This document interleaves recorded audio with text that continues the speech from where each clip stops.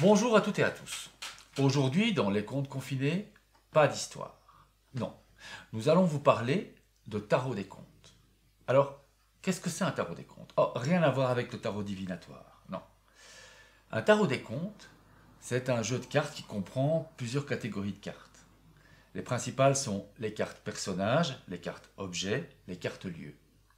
D'autres catégories sont disponibles, mais nous en parlerons plus tard. À quoi ça sert? À inventer des histoires, tout seul ou à plusieurs. Il y a différentes façons de s'en servir, mais ça aussi, nous y reviendrons après. Nous allons d'abord commencer par définir ce que c'est un conte, d'où ça vient et comment ça fonctionne. Le conte vient de ce qu'on appelle la tradition orale. Le conte est né au temps où l'écriture n'existait pas, c'est vous dire s'il est vieux. Le conte merveilleux ou conte de fées était raconté le soir à la veillée au coin du feu.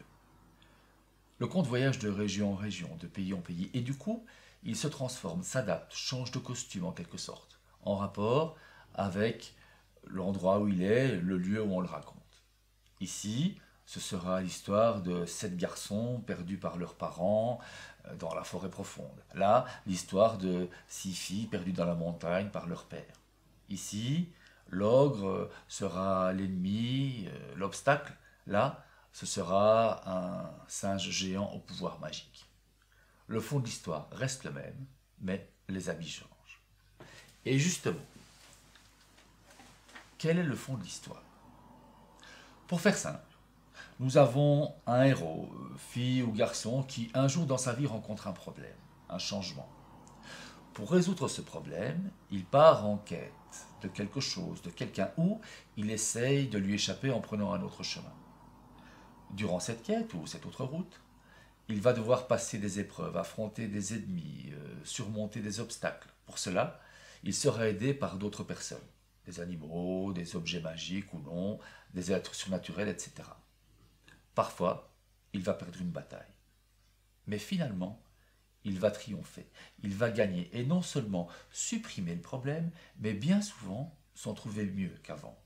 Plus riche, plus grand, plus intelligent, plus heureux. Voilà. C'est un peu simple, mais résumé, en fait, un conte, en gros, c'est ça.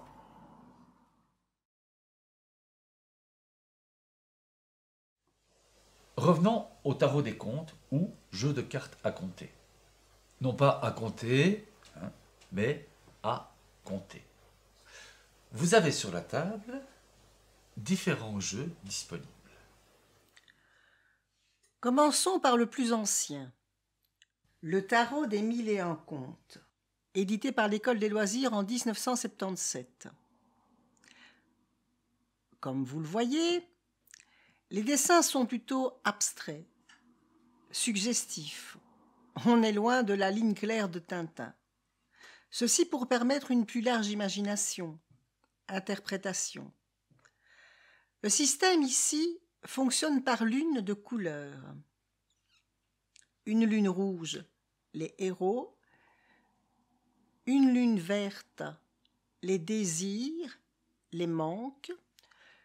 Une lune noire, les obstacles. 2 lunes noires, les ennemis. 3 lunes rouges, les alliés, etc., etc. Tout est bien expliqué dans la notice. On peut encore trouver ce jeu sur Internet en occasion, mais il semblerait qu'il n'ait plus été réédité depuis les années 80. En voilà un autre, Conte à la carte, édité en 2011 par Thierry Magrier, mais apparemment devenu objet de collection vu le prix sur le net. Les illustrations sont un peu plus concrètes, mais sans légende, sans texte, ce qui laisse aussi libre cours à l'imagination.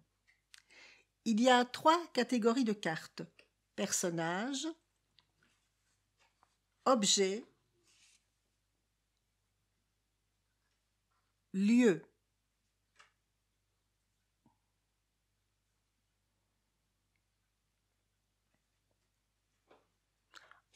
Un troisième jeu, Raconte ton conte Brocéliande. Un peu plus élaboré que les précédents, des cartes héros, mission, alliés, opposants, objets et lieux, et même défis, mais spécifiquement liés à la forêt de Brocéliande. Vous savez, hein, la forêt de Merlin l'Enchanteur et les exploits des chevaliers du roi Arthur. Ici, des indications précises sur la nature des personnages, des objets et des lieux. Par exemple, ces cartes alliées. Merlin, Viviane, Arthur, Morgane, ou objets. Excalibur, l'épée magique, ou bien encore lieu, la fontaine de Barenton, un endroit bien connu en Brocéliande. Vous pouvez vous le procurer sur la page Facebook du jeu pour un prix relativement raisonnable. Et si vous n'avez pas envie d'acheter un jeu, me direz-vous? Eh bien, si vous n'avez pas envie d'acheter un jeu, vous pouvez en trouver à imprimer gratuitement sur le net. En voici quelques exemples. Tout d'abord, la tanière de Kiban. 3 catégories, personnages, lieux, objets. 8 cartes dans chacune de ces catégories. Comme vous le voyez, l'illustration est très vague, légère même, ce qui incite plus à imaginer l'apparence du personnage, de l'objet ou du lieu. Vous trouverez une fiche plan pour vous aider à écrire un conte. Kiban vous propose aussi des dés à compter. Le site précise comment les réaliser et les utiliser. D'autres cartes à imprimer sur l'école de Chenapan. Là aussi, personnages,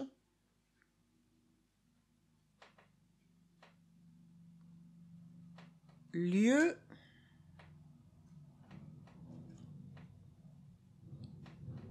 objets. Mais avec en plus un épilogue, une fin imposée. L'iconographie, c'est-à-dire les images, est variée et semble provenir du net. Là aussi, vous trouverez des conseils d'utilisation. Pour les plus petits, nous avons les cartes à compter de la maternelle de Moustache, qui propose différents types de personnages, des lieux, des actions, des objets. Un dessin plus simple, plus accessible aux petits. Ici aussi, vous trouverez des dés à compter. Enfin, un dernier. Et si l'on a gardé celui-là pour la fin, c'est parce qu'il nous ramène au tarot des 1001 contes. En effet, une enseignante française a eu l'idée de reprendre le principe des lunes en le simplifiant un peu pour les enfants, avec en plus des propositions habituelles, des choix de personnages, d'objets ou de lieux plus actuels, comme un robot, un extraterrestre, une autre planète, un téléphone. À la fin de cette séquence, vous trouverez les liens pour accéder à toutes ces cartes à imprimer.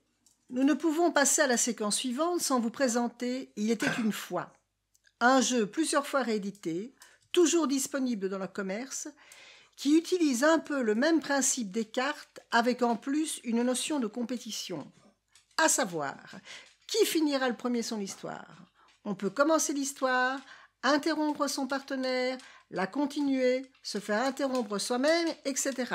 jusqu'à arriver à éliminer toutes ces cartes et surtout à pouvoir terminer son histoire. Mais si vous n'avez ni envie d'acheter un jeu, ou que vous n'avez pas d'imprimante, ou simplement plus d'encre, ou bien que vous avez envie de créer votre propre jeu de cartes à compter, eh bien, suivez-moi vers la séquence 4. Pour fabriquer un tarot des comptes, un jeu de cartes à compter, il vous faut du papier, du carton, un crayon à dessin, une gomme, une latte ou une équerre à dessin, une paire de ciseaux à bourron si possible, des crayons de couleur, des feutres ou encore des pastels. De la colle et pour terminer, des vieilles revues, catalogues, prospectus publicitaires, etc. Prenez d'abord une feuille A4 que vous séparez en deux dans le sens de la hauteur, ce qui vous donnera une carte de 10 cm et demi de haut. Pour simplifier et économiser du papier, on va faire des cartes de 7 cm de largeur. Donc, vous avez 8 cartes par feuille. Je vous conseille de dessiner avant de découper les cartes. Ce sera plus simple pour maintenir le papier. Alors, on va commencer par 3 catégories. Personnages, objets, lieux.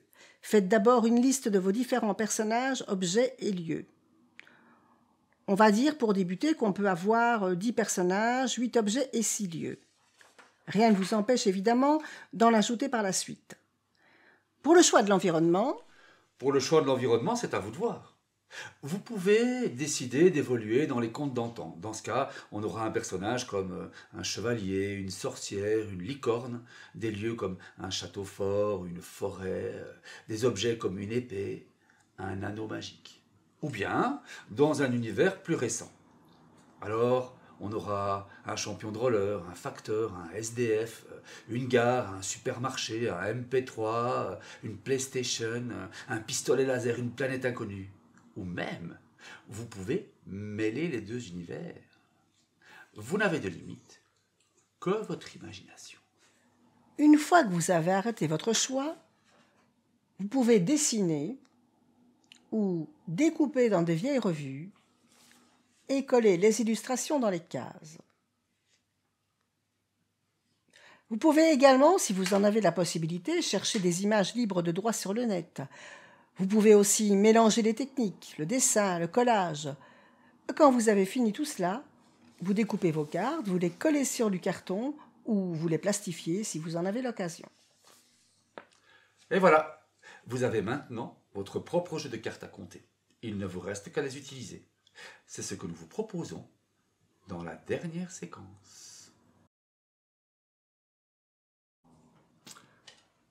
Voici donc plusieurs façons d'utiliser vos cartes. Quoi? Tu me présentes pas? Si, je te présente. Alors, donc, pour m'aider dans cette séquence 5, j'ai fait appel à mon ami Soso. Soso, le raconteur. Non, le raconteur, c'est moi. C'est Soso, le rat du conteur. Tintin. Oui, je sais, mais c'est comme ça. Ok, Soso, le rat du conteur. Donc, avant toute chose, je dois vous rappeler que nous sommes dans l'univers du conte, donc tout est possible. Tout. Ne vous laissez pas limiter par les cartes. Si vous avez envie d'introduire dans votre histoire un personnage supplémentaire, un lieu, un objet, vous le pouvez, faites-le sans hésiter. Commençons par le plus simple. J'invente une histoire tout seul. Ou une histoire commune à plusieurs. C'est ça. On peut y aller? On y va. Faites 3 tas. Personnages, objets, lieux. Après avoir mélangé chacun de ces tas, retournez 3 cartes pour les personnages, 2 cartes pour les objets et 1 carte pour le lieu. Choisissez parmi ces personnages un héros, un ennemi, un allié et commencez votre histoire. Il était une fois un lutin. Qui vivait dans une forêt. Un jour, en faisant des cabrioles, il est tombé nez à nez avec une sorcière.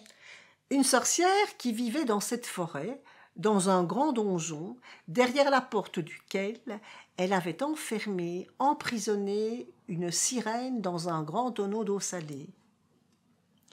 Vous pouvez inventer l'histoire seule ou à plusieurs. N'oubliez pas, c'est une histoire commune, pas un concours. Donc, respectez les idées de chacun. Mettez-les en commun pour servir l'histoire. Une deuxième manière.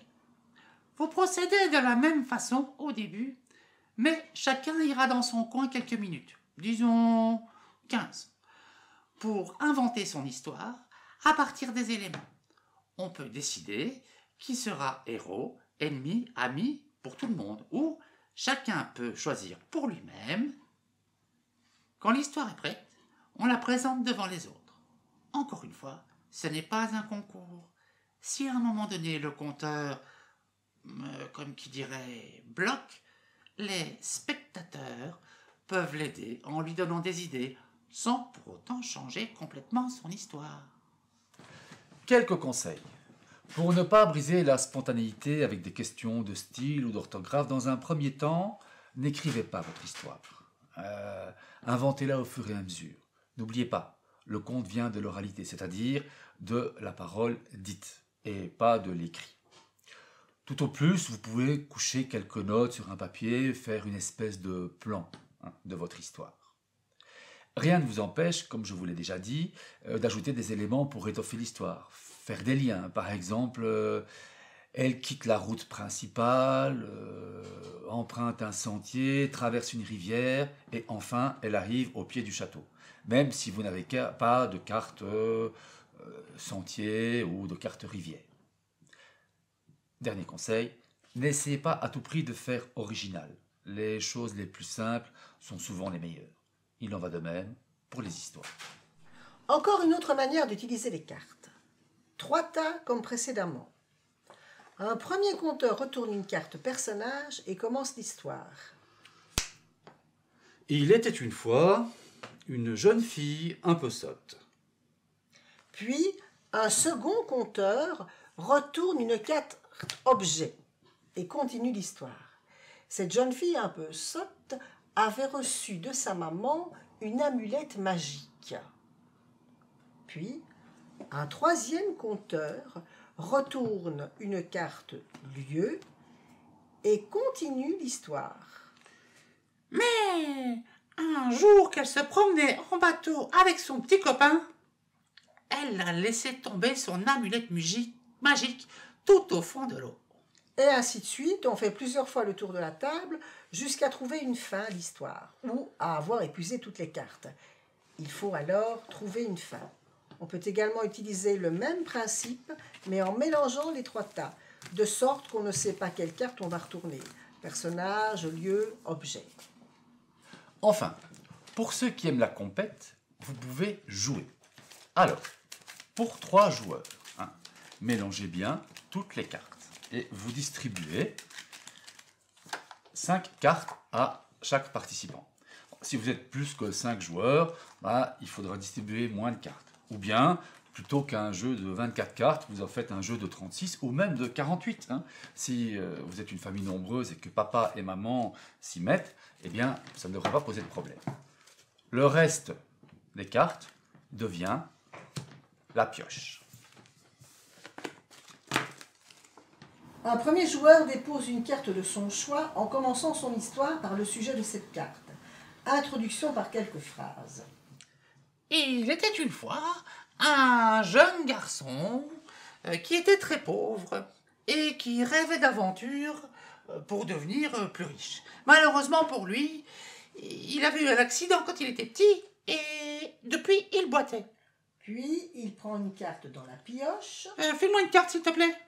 et passe la main, ou plutôt la parole, au joueur suivant qui dépose une carte de son choix et continue l'histoire en introduisant le sujet de cette carte. Mais une fée, qui n'était autre que la fée des rêves d'enfant, entend le rêve de ce petit garçon et décide de réaliser son rêve. Donc elle lui apparaît dans un songe. Il prend une carte ensuite dans la pioche et donne la parole au troisième joueur, qui fait de même. Donc la fée apparaît dans le rêve de ce jeune garçon et elle lui donne un anneau. Et puis le garçon se réveille. Et quelle n'est pas sa surprise de trouver sur sa table de nuit un anneau tout brillant. Le premier joueur reprend la parole et continue l'histoire. À chaque fois qu'il peut placer dans l'histoire un élément d'une de ces cartes, il la dépose. Ce jeune garçon avait entendu parler d'un géant très très riche qui habitait un château volant. Mais il savait pas où était ce château. Ouais, filez-moi une carte alors. S'il est à court d'inspiration ou s'il hésite trop longtemps, un des deux autres joueurs peut reprendre la suite de l'histoire en insérant une de ses cartes. Mais le joueur qui perd la parole doit piocher une carte. Heureusement pour lui, dans sa maison vivait un farfadet qui aimait beaucoup ce jeune garçon parce qu'il n'oubliait jamais de lui laisser une jatte de lait et quelques miettes de pain avant d'aller dormir. Alors, La partie se termine quand un joueur a pu déposer sa dernière carte. Alors là, plusieurs options s'offrent à vous. Soit on en reste là, on remélange le tout et on fait une nouvelle partie. Soit, en déposant sa dernière carte, le joueur doit terminer l'histoire. Sinon, il passe son tour et pioche 2 cartes et on continue à jouer. Ou bien encore, les 2 autres continuent l'histoire jusqu'à épuisement de toutes les cartes en main et que l'histoire se termine. En fait, c'est un peu comme vous voulez. voilà. Vous pouvez bien sûr ajouter d'autres types de cartes, telles un but à atteindre, une mission, ou des cartes obstacles, ou bien différencier les types de personnages, héros, ennemis, amis, ou également introduire des cartes épilogues pour imposer une fin obligatoire. Genre, ils vécurent heureux et eurent beaucoup d'enfants, ou bien plus jamais il ne sortit les nuits de pleine lune, ou encore, c'est ainsi que le royaume tout entier fut détruit. Oh, Ah bah oui, tu vois, il n'y a pas que des fins heureuses. Mais dans ce cas, bien sûr, une seule carte épilogue par compteur ou joueur tirée au début. Il ne me reste qu'à remercier Patty, la voix, Avec plaisir. et Soso de rien. pour leur aide précieuse, ainsi que Laurienne pour la figuration. Et à vous souhaiter à tous bon amusement. Ah non, non, non, non. Encore une chose. Si vous avez vraiment envie de mettre une de vos histoires, un de vos contes sur papier, envoyez-le nous à l'adresse qui s'affichera au générique. Nous, en fonction de ce que nous recevrons, nous organiserons un événement à la bibliothèque Rimbaud, bien sûr, après le déconfinement et quand nous serons tous en sécurité. Salut! Salut! Au revoir.